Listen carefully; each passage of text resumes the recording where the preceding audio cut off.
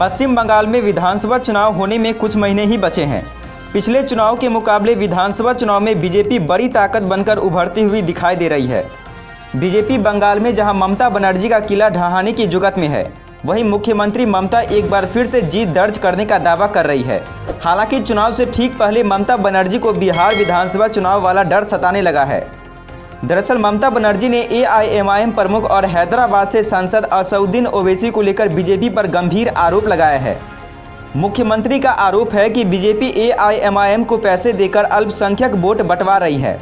ममता बनर्जी ने बंगाल के जलपाईगुड़ी में आयोजित एक जनसभा को संबोधित करते हुए कहा है कि अल्पसंख्यकों के वोटों को विभाजित करने के लिए उन्होंने हैदराबाद की एक पार्टी को पकड़ा है।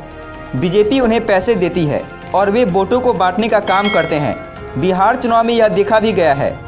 इसके अलावा ममता बनर्जी ने बीजेपी को सबसे बड़ा चोर बताया है। उन्होंने कहा बीजेपी से बड़ा कोई चोर नहीं है, वे चंबल के डकैत हैं। उन्होंने 2014, 2016 और 2019 के चुनाव में कहा कि 7 चाय बागान दोबारा खोले जाएंगे और केंद्र सरकार उसका अधिग्रहण करेगी। वे अब नौकरी के वादे कर रहे हैं। दरअसल ममता बनर्जी ने जिस बिहार चुनाव की ओर इशारा किया है, उसमें ओवैसी की पार्टी ने महागठबंधन का खेल बिगाड़ दिया था। AIMIM ने सीमांचल क्षेत्र में महागठबंधन के उम्मीदवारों को तगड़ा झटका दिया था।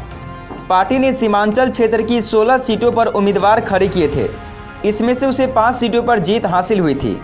ओवैसी की पार्टी की वजह से महागठबंधन को कई सीटों पर नुकसान पहुंचा था। पश्चिम बंगाल चुनाव से ठीक पहले असदुद्दीन ओवैसी की पार्टी ने अपनी कमर कस ली है। पार्टी राज्य में अपनी चुनावी मशीनरी को बैठाने का फैसला कर चुकी है। पार्टी प्रवक्ता और बंगाल के पार्टी संयोजक असीम वकार ने हाल ही में कहा था कि ओवैसी के पश्चिम बंगाल में जल्द आने की उम्मीद है।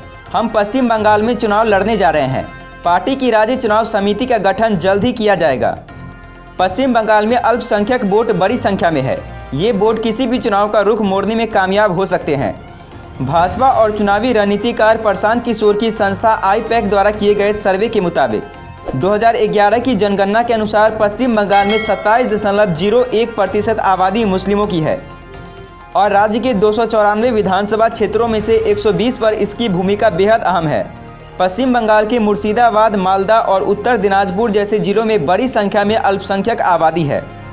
वहीं आपको बता दें, पश्चिम बंगाल की मुख्यमंत्री ममता बनर्जी ने मंगलवार को भाजपा को चुनौती देते हुए कहा है कि वे राष्ट्रगान बदलकर दिखाए। उन्होंने भाजपा सांसद सुब्रमण्यम स्वामी द्वारा प्रधानमंत्री नरेंद्र मोदी को लिखे पत्र के संदर्भ में ये बात कही है। उन्होंने एक सभा में कहा है कि पश्चिम बंगाल में शरणार्थियों की कॉलोनियों को मान्यता दी गई है। NRC, NPR या CAA से डरने की जरूरत नहीं है। उन्होंने भाजपा को निशाने पर लेते हुए कहा है कि भगवा दल ने समुदायों के बीच दंगों और नफरत का नया धर्म बनाया है।